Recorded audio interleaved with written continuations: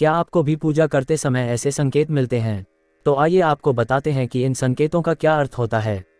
लेकिन इससे पहले अगर आपने हमारे चैनल को सब्सक्राइब नहीं किया है तो इसे सब्सक्राइब जरूर करें ताकि आप ऐसी रहस्यमय जानकारी वाले वीडियो देख सकें। साथ ही वीडियो को एक लाइक जरूर करें। ऐसी वो कौन सी अज्ञात अलौकिक शक्तियां हैं जिनकी कृपा आप पर बनी हुई है और पूजा करते समय आंखों में आंसू आना, नींद आना या फिर उबासी आने का क्या अर्थ होता है? हमारे प्राचीन ग्रंथों के अनुसार शुरुआत में संपूर्ण ब्रह्मांड खाली था, हर तरफ केवल अंधकार ही था।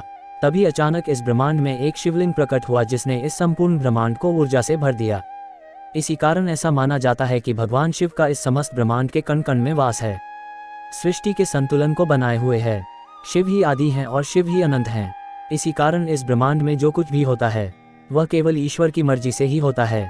जब आप पूजा करने बैठते हैं अथवा ईश्वर का ध्यान करने बैठ जाते हैं तो आपकी आत्मा का संबंध ईश्वर के साथ होता है। ईश्वर सर्वव्यापी है, समस्त सजीव और निर्जीव वस्तुओं में उनका ही वास है। इसी कारण जब भी पूजा पाठ करते समय आपके साथ कुछ विचित्र घटनाएं घटती हैं तो इसका अर्थ यह है कि ईश्वर आपको कुछ संकेत देने की कोशिश कर रहे हैं।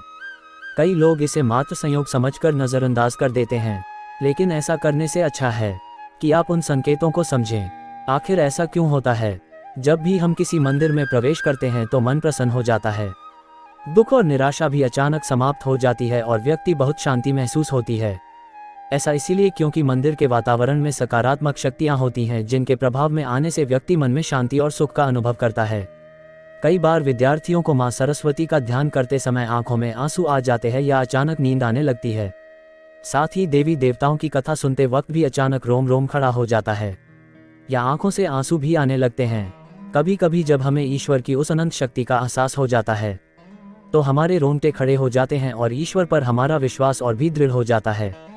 सबसे पहला संकेत, आंखों से आंसू आना। अगर पूजा एवं आराधना करते समय अचानक से आंखों से आंसू आते हैं तो यह ईश्वर का संकेत है कि आपकी आत्मा और ईश्वरीय शक्ति का मिलन हो चुका है। ऐसे में आपको ईश्वर के सामने अपनी मन की इच्छा एवं मनोकामना प्रकट करनी चाहिए। ऐसे समय पर प्रार्थना करने से उसका फल अवश्य मिलता है।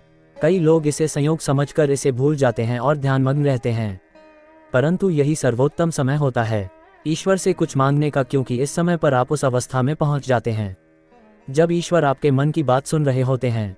इसलिए जब भी पूजा करते समय आपकी आंखों से आंसू आए तो ईश्वर से आपके कष्ट निवारण की प्रार्थना जरूर करें।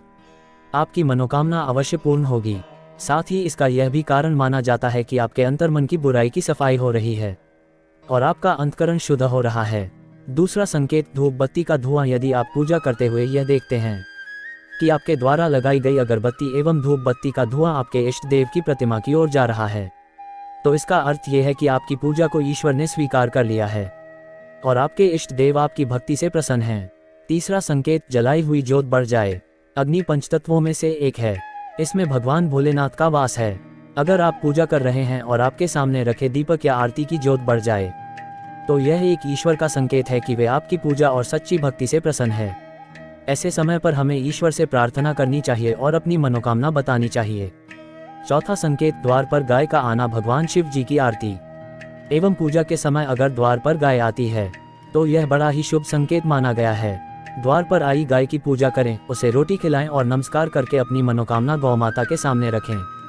आपकी इच्छा अवश्य पूरी होगी। प्राचीन ग्रंथों में गाय को हर मनोकामना को पूर्ण करने वाली कामधेनु माना गया है।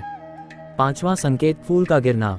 अगर आपने पूजा एवं ध्यान से पहले फूल ईश्वर की प्रतिमा पर चढ़ाए हैं और ध्यान एवं पूजा करते समय अगर वह फूल आपकी ओर गिरता है तो यह बड़ा ही शुभ माना जाता है।